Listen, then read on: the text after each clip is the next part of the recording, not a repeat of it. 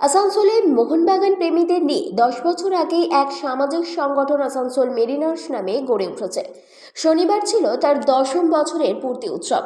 সেই উপলক্ষে আসানসোল মেরিনার্সের সদস্যরা শনিবার আসানসোলের বার্নপুর রোডের ধরে ভগৎ সিং মোড় ও বিএনআর মোড় হয়ে আসানসোল কোর্ট চত্বর তথা ঘড়ি মোড় পর্যন্ত মোহনবাগানের সবুজ মেরুন পতাকা নিয়ে একটি মিছিল বের করে।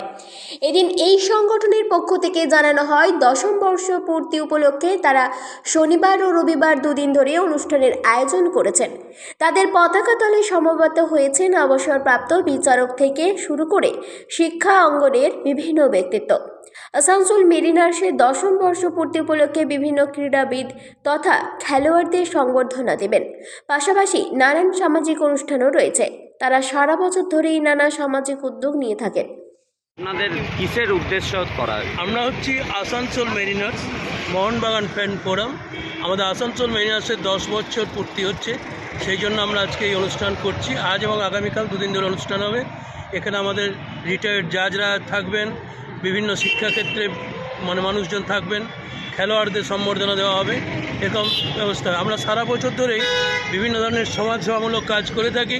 আজকের দিনটা হচ্ছে আমাদের 10ম বর্ষ পূর্তি, খুশির খবর, এবং মোহনবাগান প্রেমীদের সকলের কাছে এটা খুশির খবর।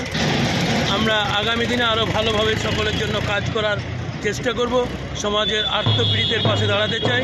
সকলকে শুভেচ্ছা। জয় মোহনবাগান।